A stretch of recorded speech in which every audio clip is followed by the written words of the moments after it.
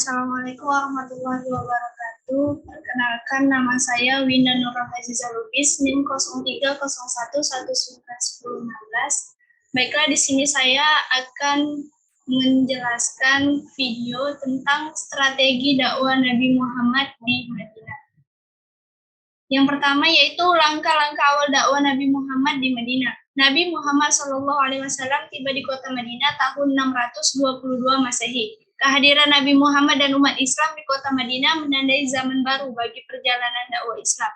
Umat Islam di kota Madinah tidak lagi banyak mendapat gangguan dari masyarakat kafir Quraisy karena mereka mendapat perlindungan dari penduduk Madinah yang muslim.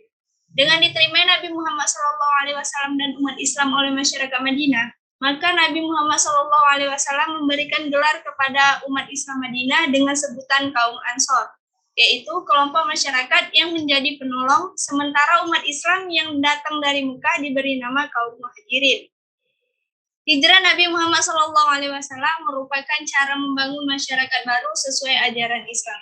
Selain perintah dari Allah Subhanahu wa Ta'ala, hijrah Nabi Muhammad SAW ke Madinah karena masyarakat Madinah kabilah Aus dan Khazraj mengharapkan kedatangannya sesuai baiat mereka di Aqabah 1 dan Aqabah 2. Selanjutnya itu setelah datang ke Madinah, Nabi Muhammad SAW menentukan langkah-langkah utama dalam rangka membangun masyarakat baru. Adapun langkah-langkah Nabi yaitu yang pertama, pembangunan masjid sebagai pusat dakwah. Langkah pertama yang dilakukan Nabi Muhammad SAW setiba di Madinah adalah membangun masjid. Masjid yang pertama dibangun adalah Masjid Nabawi. Masjid ini dibangun di atas tanah milik kedua anak yatim, yaitu Sahal dan Suhail. Tanah tersebut dibeli oleh Nabi Muhammad SAW untuk pembangunan masjid dan untuk tempat tinggal. Meski tanah tersebut diberikan secara cuma-cuma, tetapi Nabi tidak mau. Di tanah tersebut terdapat pohon kurma dan makam tua. Lalu Nabi Muhammad SAW memerintahkan untuk menebang pohon kurma dan memindahkan makam tersebut guna untuk pembangunan masjid itu. Keberadaan Masjid Nabawi ini diharapkan dapat meningkatkan keimanan dan ketakwaan setiap muslim.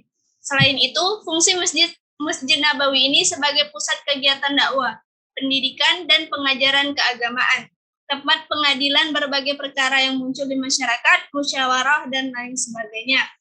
Selanjutnya yang kedua yaitu mempersaudarakan kaum muslimin. Langkah selanjutnya yang dilakukan oleh Nabi Muhammad SAW di Madinah adalah mempersatukan dalam ikatan persaudaraan kaum muslimin yang berasal dari Mekah atau yang dikenal dengan kaum Muhajirin, dengan kaum asli penduduk Madinah atau yang disebut dengan kaum Ansor.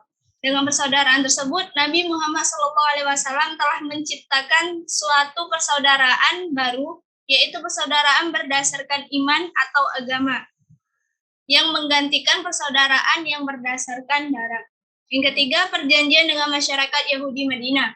Sesudah Nabi SAW menetap di Madinah, Rasulullah SAW mulai mengatur hubungan antar individu di Madinah. Berkaitan dengan tujuan itu, menulis sebuah peraturan yang dikenal dengan piagam. Sebelum piagam tersebut ditulis, Nabi Muhammad SAW mengajak musyawarah dengan kaum Ansor, kaum Muhajirin, dan masyarakat Yahudi untuk merumuskan pokok-pokok pemikiran yang akan dijadikan undang-undang. Rancangan ini memuat aturan yang berkenaan dengan orang-orang Muhajirin, Ansor, dan masyarakat Yahudi yang bersedia hidup berdampingan secara damai dengan umat Islam. Undang-undang tersebut dikenal dengan Piagam Madinah.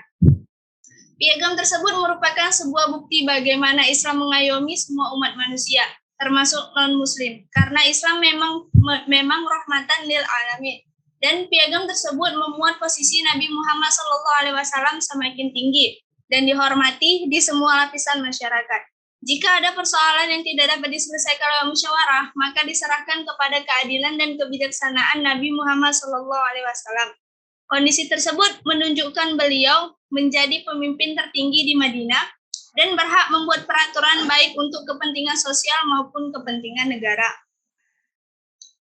Selanjutnya yaitu langkah-langkah Nabi Muhammad SAW membangun perekonomian masyarakat di Madinah. Yang pertama, mempersaudarakan kaum Muhajirin dan Ansor. Persaudaraan berlandaskan iman, bukan persaudaraan berlandaskan darah, sehingga kaum Ansor dapat menjamin dan membantu saudaranya kaum Muhajirin dalam memenuhi kebutuhan hidupnya. Yang kedua, menempatkan orang-orang fakir miskin yang tidak punya tempat tinggal di masjid. Mereka dikenal dengan ahlu sufah, yaitu orang-orang miskin atau sedang menuntut ilmu dan tinggal di halaman masjid. Yang ketiga, bekerja sama dengan kaum Ansar, menciptakan lapangan pekerjaan bagi kaum muhajirin. Kaum muhajirin tidak mau menjadi beban bagi kaum Ansar, sehingga adanya lapangan kerja memberikan mereka untuk memperoleh nafkah dengan hasil keringat sendiri. Yang keempat yaitu Nabi Muhammad SAW menganjurkan bagi kaum muhajirin yang mempunyai pengalaman dagang dan modal sebagai pedagang. Anjuran ini sesuai dengan profesi kaum muhajirin ketika mereka tinggal di Mekah. Selanjutnya yang kelima yaitu bagi kaum muhajirin yang tidak mempunyai modal, Nabi Muhammad SAW menganjurkan mereka bekerja sebagai petani. Karena Madinah dikenal dengan tanah subur dan memiliki hasil pertanian yang bagus, terutama buah kurma dengan berbagai jenisnya. Yang keenam, setelah menerima perintah zakat, pembinaan perekonomian umat Islam lebih mendapat perhatian. Nabi Muhammad SAW mengefektifkan zakat dan memperkuat jalinan antara pemberi zakat dan penerima zakat. Dan yang terakhir yaitu mengupayakan pembangunan pasar Madinah. Selama tinggal di Madinah, Nabi Muhammad SAW menjalankan pembangunan pada semua aspek. Tidak hanya berkaitan dengan akhlak dan ibadah, namun juga dengan ekonomi. Pasar Madinah ini merupakan saksi sejarah upaya Rasulullah SAW membangun ekonomi umat. Pasar ini dibangun sendiri oleh Rasulullah SAW yang hingga saat ini masih beroperasi. Sekianlah dari hasil video saya tentang strategi pembelajaran tentang strategi dakwah Nabi Muhammad di Madinah. Apabila ada kata-kata saya yang salah, saya mohon maaf. Kepada Allah saya mohon ampun. Wabillahi taufiq wal hidayah. Wassalamualaikum warahmatullahi wabarakatuh.